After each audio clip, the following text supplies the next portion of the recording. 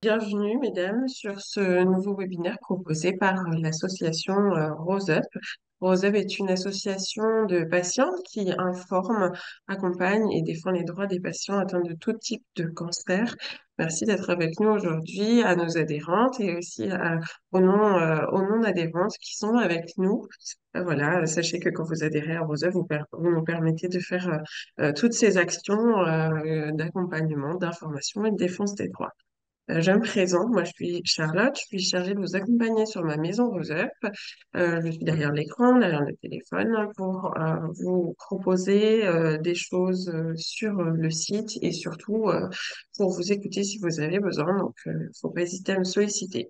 Aujourd'hui, on est donc avec Cécilia, notre socio-esthéticienne, avec qui on va discuter du froid, de l'hiver et de protéger sa peau pendant cette période.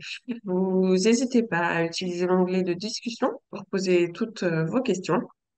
Et comme ça, je les relais à Priscilla qui pourra y répondre. Je vous souhaite un bon webinaire, mesdames, et je te laisse la parole. Merci. Bonjour à toutes.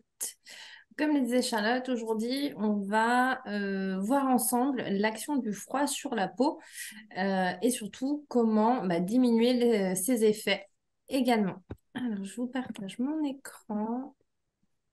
Je ne peux pas partager, Charlotte. Alors, ça y est, Merci. Est-ce qu'on voit bien le support? c'est tout bon. Super. Donc, protéger sa peau du froid. Le froid, qu'est-ce qu'il va faire concrètement sur ma peau? Donc, on voit un phénomène de vasoconstriction cutanée se mettre en place. Qu'est-ce que ça veut dire? C'est en fin de compte tous les petits capillaires sanguins qui vont se rétracter et on diminue du coup l'afflux sanguin au niveau de la peau. Cette vasoconstriction, elle va entraîner également une sécheresse cutanée qui va découler sur une desquamation. Donc, c'est des petites peaux qui vont se détacher, qui vont engendrer des tiraillements, puis des rougeurs. La peau devient donc hypersensible et on a donc la déshydratation de la peau qui se met en place. Et tout ça, en fait, ça vous amène vers un inconfort cutané. Donc, l'inconfort et le confort cutané, qu'est-ce que c'est? Donc, le fait d'être confortable, c'est une sensation agréable sur l'ensemble de la peau, qui est le plus grand organe du corps. C'est quand on ne ressent pas d'émangeaison, pas de tiraillement et qu'on ne remarque pas de desquamation. C'est une peau aussi qui va avoir tendance à revenir d'elle-même. On a une bonne flexibilité au niveau de la peau, au pincement par exemple. Et ce confort, il est possible grâce en fait, à un ensemble d'actions préventives. Et si malheureusement l'inconfort apparaît, on va passer à des actions curatives. Donc pour l'obtenir, ça va être d'adapter ces produits cosmétiques tout au long de l'année et des années. Parce que la peau va évoluer constamment. En fait, les besoins vont changer constamment d'un mois à l'autre, d'une saison à l'autre ou d'une année à l'autre. Donc pour ça, il va falloir trouver l'équilibre entre l'apport d'eau et l'apport de gras. Donc l'apport d'eau pour diminuer la déshydratation et l'apport de gras pour diminuer la sécheresse. Petite différence. Donc tout à l'heure, je vous parlais de la vasoconstriction. Donc, c'est vraiment un mécanisme naturel, hein. Ça, on peut pas le contrôler, le maîtriser. Au contraire, vous avez la vasodilatation. Donc, je vous ai mis une petite image en bas de l'écran. Donc, la vasoconstriction, on voit bien que je dirais le trajet est diminué. Et la vasodilatation, on a le capillaire, lui, qui est dilaté. La vasoconstriction, on est sur l'effet du froid. Après, il y a aussi certaines hormones, certaines maladies qui peuvent créer une vasoconstriction.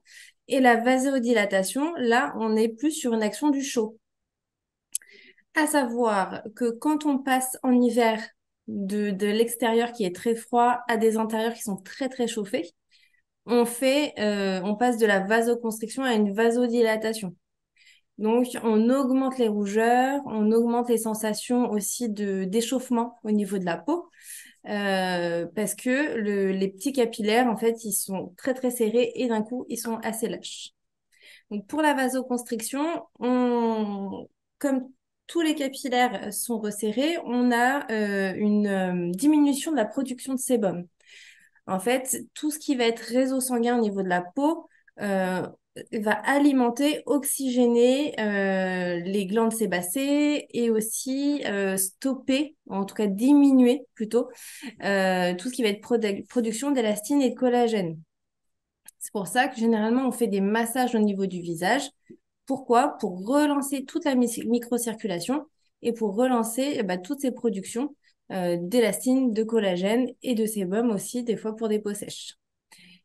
La vasoconstriction, elle entraîne un teint aussi un petit peu plus pâle et elle augmente la sensation de froid.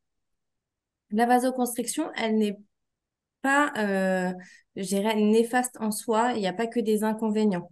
L'avantage de ces vasoconstrictions, quand on est vraiment dans un grand froid, c'est qu'elle protège, en fin de compte, tous nos organes plus internes du froid, et vraiment voilà, pour qu'ils restent réchauffés.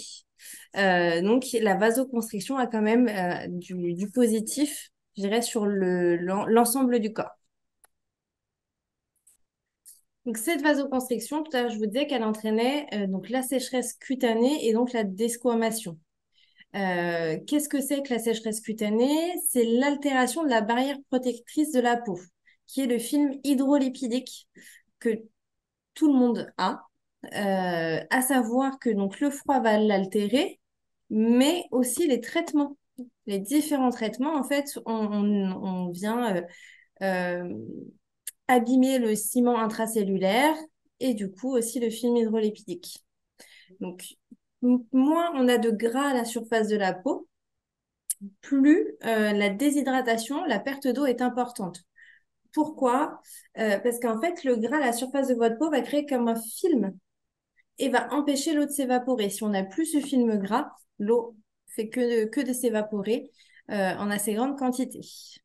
Donc, la sécheresse cutanée, comment je la reconnais? Donc, vraiment, c'est la présence de desquamation, ce qu'on appelle aussi la peau de crocodile. Donc, ça fait vraiment comme des écailles assez sèches et qui se détachent sur l'ensemble du corps. La peau devient réactive et hypersensible. Donc, ça va être vraiment des rougeurs qui vont apparaître, qui vont persister. Euh, Vraiment, là, pour le froid, on le retrouve surtout au niveau des ailes du nez, au niveau du contour de la bouche également. Donc voilà, c'est des zones qui sont directement exposées au froid. Euh, on va avoir aussi l'apparition de zones irritées. Donc là, pour les zones irritées, je pense surtout aux mains. Parce que donc la sécheresse cutanée entraîne une perte d'élasticité de la peau. Et comme les mains, on est tout le temps en mouvement, on va avoir tendance vraiment à avoir des zones très rouges et qui sont à la limite des fois de faire des fissures ou alors on peut arriver jusqu'aux fissures ou aux crevasses également. Et on a l'apparition aussi de rugosité. Donc c'est vraiment au niveau du toucher de la peau, on sent qu'elle n'est plus du tout lisse.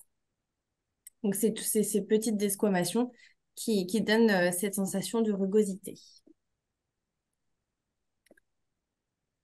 Donc ça, on va voir déjà des routines de soins. Qu'est-ce que je peux mettre en place en prévention du rafraîchissement de la température? Déjà, c'est d'utiliser un produit lavant adapté. Le produit lavant adapté, typiquement, on a les crèmes lavantes, les huiles lavantes que vous retrouvez surtout en parapharmacie. On n'a pas la même qualité de produit en parapharmacie ou pharmacie que en grande surface. On peut trouver des huiles lavantes, des crèmes lavantes en grande surface, mais généralement, c'est des produits où on a beaucoup de parfums et où on a des agents quand même irritants. Donc, c'est vrai, je vous conseille vraiment de vous orienter vers les pharmacies, parapharmacies pour avoir un produit le plus doux possible. À savoir qu'un produit lavant adapté, c'est quand même un investissement parce que ça peut coûter assez cher. Mais en fait, on voit vraiment la différence. C'est un confort vraiment super agréable. Important aussi, c'est de se sécher délicatement. On évite les frottements avec une serviette sur la peau. Ça va être de se tamponner. Pourquoi? Parce que le frottement, en fait, va irriter la peau, relancer des rougeurs, relancer une hyperréactivité. Pareil, au niveau de la température de l'eau, orientez-vous vers des douches plutôt tièdes. Les bains, d'être vraiment, en fait, c'est un phénomène de macération qui est pas bon pour les peaux qui sont en traitement. Alors que les douches, on n'a pas ce phénomène de macération. Et la chaleur de l'eau, la température de l'eau, une eau trop chaude entraîne une déshydratation supplémentaire. Donc voilà, une température d'eau tempérée, un produit lavant adapté et on se sèche délicatement. Que tu peux nous donner des références de produits, s'il te plaît? Ensuite, alors, vous avez Lipicard de chez La Roche-Posay qui propose un Syndette qui est une crème lavante ou alors qui propose une huile lavante. Dans les mêmes gammes, vous avez SVR qui propose une huile lavante qui s'appelle Topialise. Vous avez Aven qui propose une huile lavante qui s'appelle Xeracalm. Et chez Uriage également, vous pouvez trouver une crème lavante ou une huile lavante. Voilà, c'est vraiment, je dirais, sur des gammes de dermocosmétiques, vraiment qu'il faut s'orienter. L'avantage des produits comme La Roche-Posay, Avène, Uriage, c'est que vous avez quand même de l'eau thermale à l'intérieur. Et l'eau thermale a énormément de vertus pour les peaux qui sont sensibles et réactives. Donc, l'eau thermale, comment on l'utilise? Ça va être déjà dans un premier temps, par exemple le matin, si vous êtes bien démaquillé la veille, vous avez bien nettoyé votre peau le soir. Le matin, c'est de l'utiliser sur un petit coton, par exemple, pour venir essuyer le visage. La peau n'est pas forcément sale, mais dans la nuit, inspirée, on a des morceaux, des petites peluches en fait de coton qui peuvent s'être collées à la surface de la peau. Donc tout ça, faut bien les éliminer sans avoir forcément à renettoyer avec la peau avec un produit comme une eau micellaire ou un savon. Donc, vous pouvez utiliser un coton d'eau thermale et on passe à la surface de la peau. Autre utilisation de l'eau thermale, ça va être de faire un spray d'eau thermale sur une peau propre avant de mettre votre crème de jour, par exemple, ou alors la crème pour le corps. Le fait d'humidifier la peau, ça va amplifier l'absorption des principes actifs. Donc, c'est pour ça qu'il faut vraiment appliquer un produit sur une peau humide.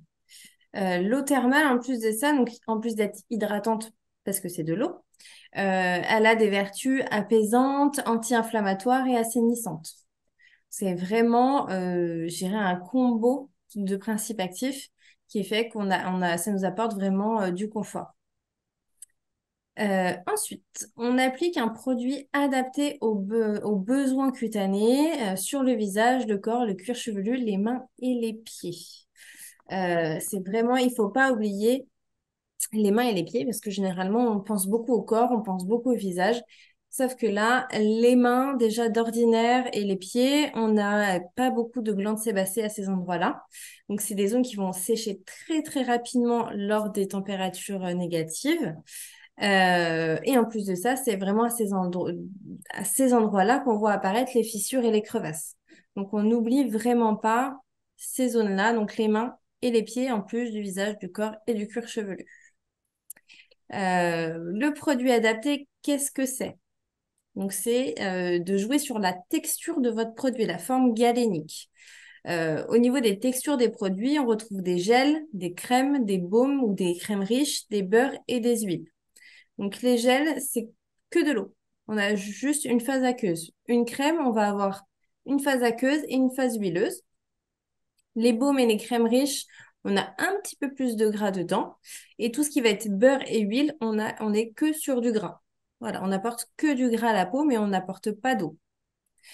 Aucun souci, si vous voulez utiliser une huile sur votre visage, de quand même utiliser l'eau thermale, mais par contre, on mettra toujours le produit aqueux en premier et ensuite, on met le produit huileux qui va, enfermer la phase aqueuse et obliger la peau à l'absorber.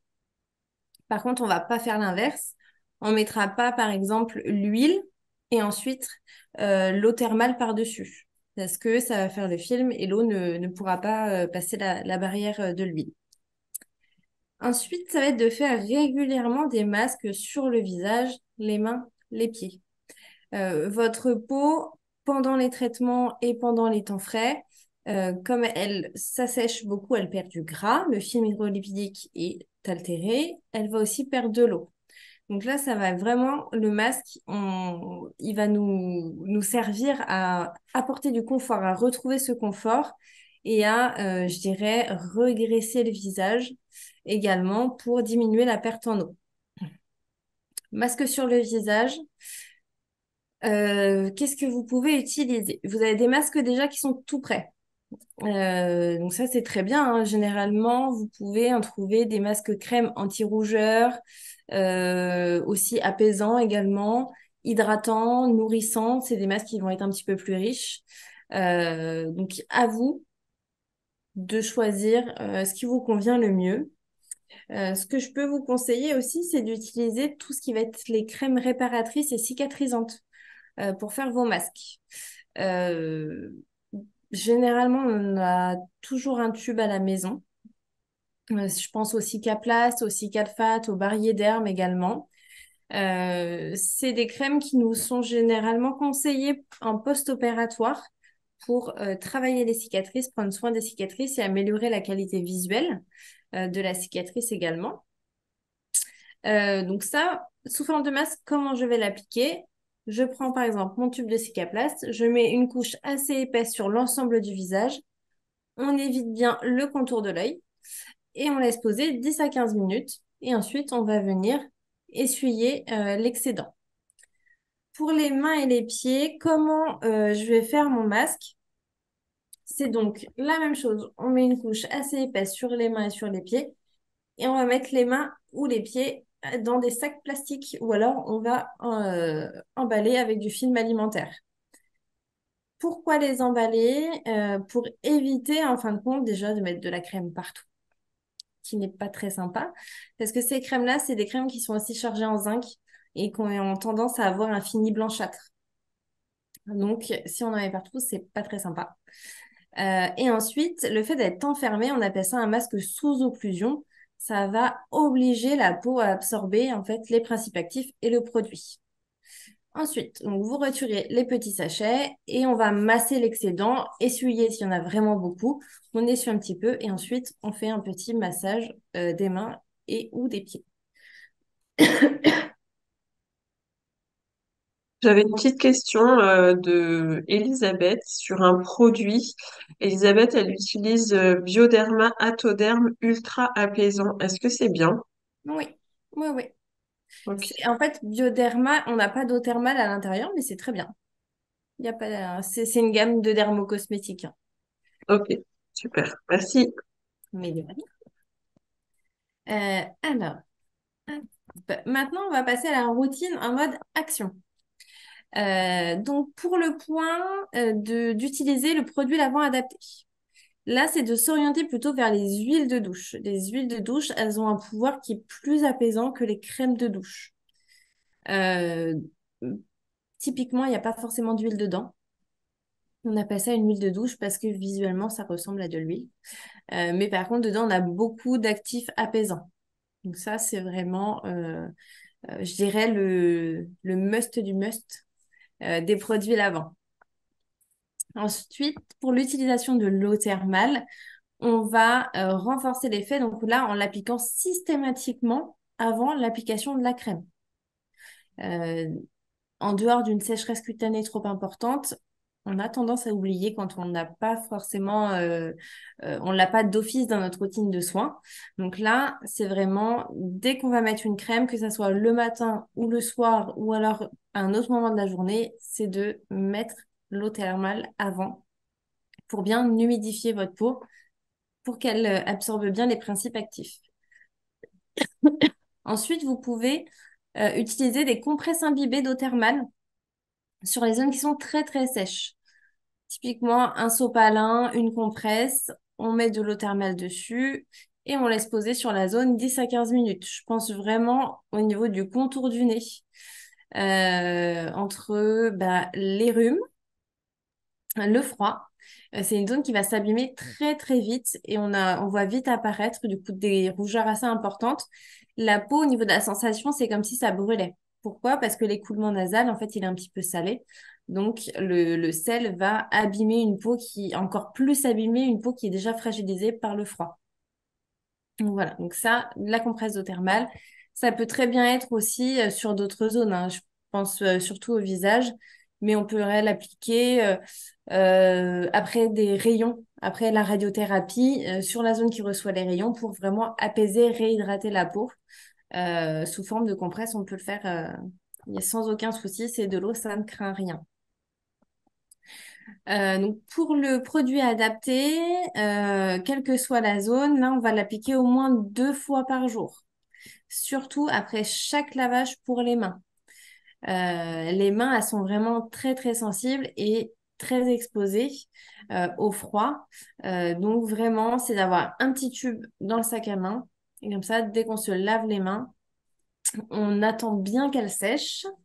Et ensuite, on vient renourrir, réhydrater les mains avec un produit. Et si vous voyez que vos produits ne vous conviennent pas au niveau du confort, ça ne vous apporte pas assez de confort, ça ne règle pas le souci des desquamations, on va aller s'orienter sur des textures plus riches. Pour ne pas à devoir racheter un produit, je dirais, sur une forme galénique autre, ce qu'il est possible de faire, c'est d'enrichir son produit à l'aide d'une huile végétale. J'ai bien dit huile végétale et pas huile essentielle. L'huile essentielle, moi personnellement, pendant les traitements, je préfère qu'on les utilise pas. Tandis que les huiles végétales, c'est du gras, il n'y a aucun souci. Si vous voulez une huile vraiment très neutre, on a l'huile d'amande douce. C'est une huile qu'on retrouve quasiment chez tout le monde, hein. On en a toutes un petit flacon à la maison. Après, on peut aller sur d'autres huiles. L'huile d'avoine, par exemple, qui est assez dense, mais diluée dans un produit, il n'y a pas de souci. Et là, avec l'avoine, on a vraiment un côté régénérant, apaisant, encore plus fort.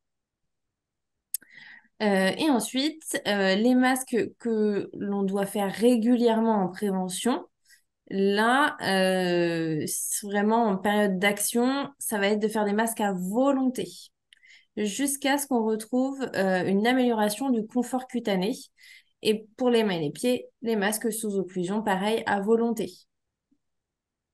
Surtout, n'hésitez pas. Est-ce que tu pourrais, pour Marie-Christine, redonner un petit peu l'ordre d'application entre le sérum, l'eau thermale, la crème de jour et le fond de teint? Ok. Alors, en gros, ce qu'il faut faire en premier, donc je nettoie ma peau. Une fois que ma peau est complètement propre et nue, en fait, de tout produit, là, on va mettre l'eau thermale en premier. Ensuite, si vous avez un sérum, là, vous mettez le sérum parce que les sérums, dans les 3 quarts des cas, c'est des formes aqueuses. Il existe très peu de sérums huileux. Par-dessus ce sérum, on va appliquer la crème. Ensuite, on appliquera la crème solaire. Et là, on passera après au produit de teint. D'accord. En Et, gros, oui. non, non, vas-y, termine, termine. Il faut aller de l'eau, voilà, tout ce qui est vraiment de l'eau, jusqu'à un produit qui est plus gras. C'est vrai que les produits de teint, c'est des produits qui ne pénètrent pas la peau. C'est des produits qui restent vraiment en surface. Alors après, c'était plus sur les masques. Là, tu disais en période d'action, c'était à volonté, mais avant d'en arriver à la période d'action, est-ce qu'il y a une fréquence idéale pour en faire? 1 fois par semaine, c'est bien. Ok, super, merci. Ouais. Et ah bah non, j'ai une autre question qui arrive. Elisabeth nous demande, peut-on faire un masque localisé, par exemple juste sur le pourtour du nez? Et avec quel masque? Ah oui, il n'y a aucun souci. Alors, moi, j'utilise énormément les crèmes réparatrices et cicatrisantes pour faire des masques. Vraiment en période de froid parce que la peau, elle est abîmée en fait, elle est vraiment altérée. Donc là, avec ces crèmes-là, en fait, vous allez avoir une action sur la rougeur, sur la qualité de la peau, sur la réparation de la peau également. Donc c'est pour ça que je m'oriente surtout sur les crèmes réparatrices cicatrisantes. Sinon, il y en a un de chez Aven qui est très bien, qui s'appelle Tolérance, je crois. J'ai un doute. C'est Tolériane ou Tolérance. Voilà, c'est un des deux. Il y D'accord. en a, c'est La Roche-Posay et l'autre, c'est Aven. Ok. Ah bah, j'ai plein d'autres questions qui sont arrivées. Alors, après, du coup, Elisabeth demandait dans la routine, là, dans l'ordre, le contour des yeux, ça vient à quel moment? Après la crème. Et Ok, le contour des yeux, on ne le met pas sur la paupière fine. On reste en fait au niveau de l'orbite, on sent un l'os au toucher et on vient tapoter et en fait après le produit va se diffuser et arriver jusqu'à la paupière fine. Sur la paupière fine, je dirais qu'on peut mettre des cotons imbibés avec de l'eau thermale pour réhydrater ou alors des eaux florales. Pareil, pour réhydrater. On met des produits gras vraiment très très rarement. Ou alors quand c'est des produits qui vont être prescrits par les médecins parce que c'est des produits gras qui vont pas augmenter par exemple une poche ou faire des petits grains de médium au niveau du contour de l'œil. d'accord. Et, et Marie-Christine te demande ton avis sur la biafine en masque. Est-ce que c'est bien? Oui, oui, on peut. On peut? Je l'utilise moins, mais on peut, pas de souci. D'ailleurs, Biafine, D'accord, ils ont sorti toute une gamme, même je crois, de produits lavants. Ils ont sorti pas mal de produits. Donc, je pense que toutes les compos ont été révisées et ils ont sorti des produits plus spécifiques. d'accord. J'ai Carole aussi qui demande des références de produits pour les gommages et, et les masques. Si tu peux nous redire quelques marques. Alors, les gommages, pendant les traitements, le mieux c'est d'éviter, surtout en période de froid, parce qu'une peau sensible, altérée par les traitements, si on l'agresse de trop, elle va s'emballer. Et c'est de là, en fait, une peau agressée, elle va faire des boutons. Généralement, on a un bouton, on va essayer de décaper la peau, de l'assécher, etc. Sauf que plus on assèche, plus on décape, plus on va faire des boutons. Et on se retrouve avec des soucis cutanés. Donc, les gommages vraiment à limiter pendant les traitements. Si vous êtes en dehors des traitements, on le fait une fois par quinzaine, ça suffit amplement, voire même une fois par mois. Pour les gommages, vous en avez un chez La Roche-Posay qui s'appelle le gommage surfin. Et il y en a un autre chez Aven qui s'appelle la gelée gommante, où on est vraiment sur un grain très très très fin, donc peu abrasif. Sinon, pour les gommages, vous pouvez aussi utiliser du marc de café, vous pouvez utiliser du sucre fin, bien sûr, parce que le sucre roux va être trop abrasif, que vous mélangez avec une huile végétale, que vous pouvez aussi mélanger, par exemple, avec votre produit lavant, sans aucun souci. Et pour les masques, bah, comme je disais tout à l'heure, hein, on a des masques hydratants, apaisants, nourrissants, les crèmes réparatrices et cicatrisantes aussi qui peuvent être utilisées pour faire des masques. Ok. Ok. Et ben ça y est, j'ai terminé les questions. Il y en aura peut-être d'autres encore, mais pour l'instant, ça y est. Préparez vos questions. Donc, d'autres mesures de protection contre le froid, c'est de porter des vêtements chauds, mais plutôt en matière naturelle. Pourquoi? Parce qu'en fait, les matières synthétiques vont créer un phénomène de macération, si on a tendance, par exemple, à transpirer, ou alors un échauffement. À savoir que si c'est avant les rayons, je dirais qu'un échauffement, ça va vous provoquer des petites rougeurs, un petit inconfort.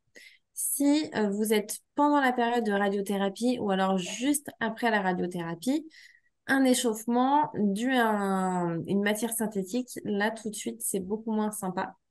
Ça va vraiment augmenter cette sensation de brûlure qu'on va ressentir. Donc, plutôt des matières naturelles. Je sais que c'est pas facile d'avoir que du coton, que du lin ou autre. Donc dans ces cas-là, c'est de mettre au moins un petit débardeur ou un t-shirt en coton sous un pull en synthétique par exemple. C'est aussi de vous couvrir le plus possible. Donc, on utilise bien les écharpes, les gants, les sous-gants, pull sous pull. Mais par contre, au niveau des gants, sous-gants, et j'ai déjà vu aussi comme des vestons sans manches chauffants, là, on évite. Pourquoi? Parce que déjà, l'effet chauffant au niveau des mains, ça risque de faire apparaître ou réapparaître un syndrome main-pied. Le syndrome main-pied, qu'est-ce que c'est? C'est une inflammation de la paume et ou de la plante des pieds, de la paume des mains, pardon. Donc, c'est des sensations de brûlure, d'échauffement. Ça peut faire des cloques. Donc, ça, c'est le syndrome avec hyperkératose. Donc, pour éviter tout ça, de l'amplifier ou de le voir apparaître, on évite tout ce qui est chauffant.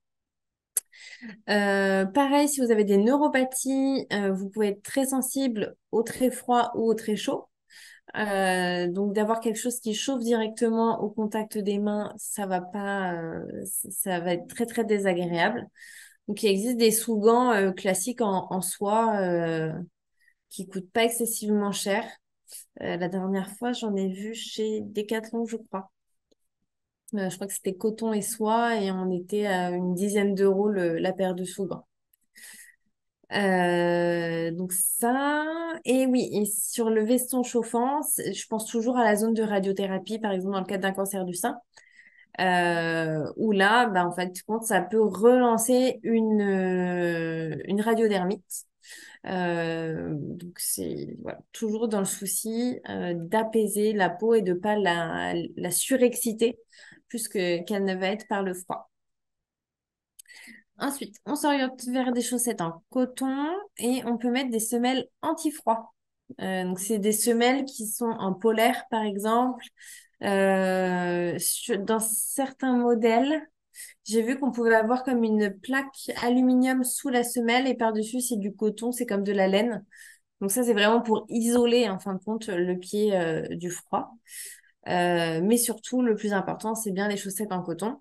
Toujours dans le souci de ne pas transpirer, d'éviter la macération, d'éviter les échauffements également. Pareil, ça va être d'utiliser des bonnets, des sous-bonnets en fait ou sous-perruques en bambou ou alors le clim air.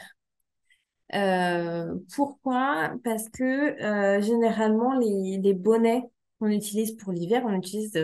Alors, vous n'avez pas l'obligation d'aller dans des boutiques spécialisées hein, pour des bonnets d'hiver.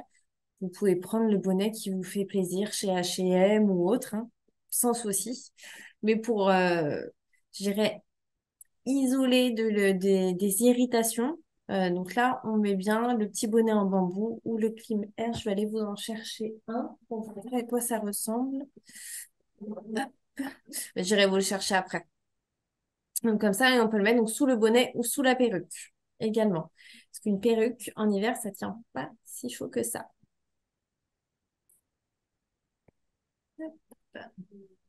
Autre mesure de protection également, on va parler de la bouche. Parce qu'on a beaucoup parlé de la peau du visage, la peau du corps, les mains, les pieds. Mais au niveau des lèvres, c'est une zone qui est assez fragile. Donc c'est vraiment d'avoir un stick à lèvres avec vous. Donc, on met du gras, un produit gras sur les lèvres et on évite de les humidifier avec la salive. C'est quelque chose de très humain. Dès qu'on ressent un petit inconfort, on va venir mordiller et se réhumidifier en fait avec la langue les lèvres. Sauf qu'au niveau de la salive, en fait, vous avez des enzymes qui y sont présentes et qui vont commencer en fait, qui vont être irritantes pour les lèvres. Donc, plus l'humidité, avec la salive qui va être quand même abrasive, plus le froid qui va agresser la peau des lèvres. Donc, ça va ne faire qu'amplifier, en fin de compte, un inconfort et des peaux sèches. Donc, c'est toujours dès que vous sentez un petit inconfort, vous sortez votre stick et vous appliquez dessus. Et aussi, donc, c'est de ne pas trop chauffer votre domicile parce que les écarts de température, ils sont difficiles en fait à être supportés par la peau. de passer du très chaud au très froid, on augmente en fait la déshydratation et surtout l'hyperréactivité de la peau. Donc c'est comme ça qu'on voit apparaître de fortes rougeurs qui ont du mal à s'estomper. Et surtout, si on passe d'une température très fraîche à une température très chaude, on le sent généralement au niveau des pommettes. Ça a tendance à brûler, à chauffer assez fort. Donc c'est le phénomène en fait vasoconstriction, vasodilatation, un afflux sanguin qui va être assez important, qui peut être désagréable. Eh ben, merci beaucoup, mesdames. N'hésitez pas à me poser toutes vos questions. Je reviens dans une minute. Je vais vous chercher le Clim Air, voir à quoi ça Ouais, ressemble. pour nous montrer. Super. J'en profite le temps où Priscilla est partie chercher son Clim Air. Pour vous dire, mesdames, qui est adhérente, vous retrouverez le support de Priscilla dans vos espaces personnels. Donc voilà, c'est pour celles qui sont pas adhérentes. Sachez que ça fait partie aussi de l'offre de Rose Up, c'est que en tant qu'adhérente, vous retrouvez tous les supports de nos intervenants dans vos espaces personnels. Comme ça, vous avez les petites notes et les conseils que vous pouvez garder sous la main. Alors, le Clim Air, voilà à quoi ça ressemble. Donc, c'est vraiment une pièce d'un côté, c'est du coton. Alors, c'est vraiment un tissu. Je ne sais pas si on verra bien. Ici, on voit pas, on voit bien. Donc, c'est vraiment du coton classique. Et de l'autre côté, ça fait un petit coton un peu velours, tout doux. Donc vraiment, si vous sentez que la peau est assez irritée, assez sensible, on met le côté doux au contact du cuir chevelu, on le pose et par-dessus, on vient enfiler même un bonnet, une perruque, etc. Ça va isoler en fin de compte. Le fait que ça soit sec, ça va garder la chaleur également. Et ce produit-là, vous pouvez aussi l'utiliser pour l'été, pour en fait vous rafraîchir. Donc c'est de l'humidifier pour l'été et on l'applique et par-dessus on va mettre la perruque. Je dirais c'est pour ça qu'on appelle le clim air. C'est comme une clim en fait qu'on aurait avec nous. Ça on le retrouve sur Internet. Je crois d'ailleurs c'est une petite entreprise qui a créé ça. Et c'est pas mal du tout. Ok. Alors, concernant les mains et le froid, Elisabeth me dit qu'à la montagne, des fois, elle met des petites chaufferettes sous ses gants dans les moufles. Est-ce que c'est déconseillé? Alors, ça dépend je dirais, du laps de temps. Si vous êtes en traitement, en cours de chimiothérapie qui peut causer le syndrome main-pied, si vous avez toujours des neuropathies ou pas. Je dirais que s'il n'y a pas de neuropathie, s'il n'y a pas de syndrome main-pied et qu'on est à distance des traitements, c'est OK. Par contre, voilà, si on a toujours des neuropathies, même si elles sont assez légères, faut éviter en fait de les amplifier. Donc, non. Et surtout, un syndrome main-pied, là, c'est non, non, non. Ok. Carole me demande ton avis sur la crème Cica de Topicrème, comme crème apaisante et en masque. Il n'y a pas de souci. En fait, c'est l'équivalent d'un cicaplast, cicalfate, sauf qu'on n'a pas d'eau thermale à l'intérieur. Voilà. Ok, S'il y en a un qui est bien, c'est la Cica Bio Restore. Elle est assez grasse, elle est pas mal du tout. d'accord. Et si pour vos produits, n'hésitez pas à aller sur les sites City Pharma, Atida. C'est des sites de vente en ligne, c'est des parapharmacies en ligne. Donc, vous pouvez trouver des produits à prix intéressant. Et après, pareil, j'ai l'application, par exemple, Leclerc, et je check régulièrement. Ils ont un petit fascicule sur l'application pour le côté parapharmacie. Donc, régulièrement, vous avez pas mal de promos voilà, il n'y a pas de petites économies sur les produits parce qu'on en utilise quand même beaucoup et sur une longue période. Donc voilà, n'hésitez pas à regarder un petit peu partout les différents tarifs. Ok.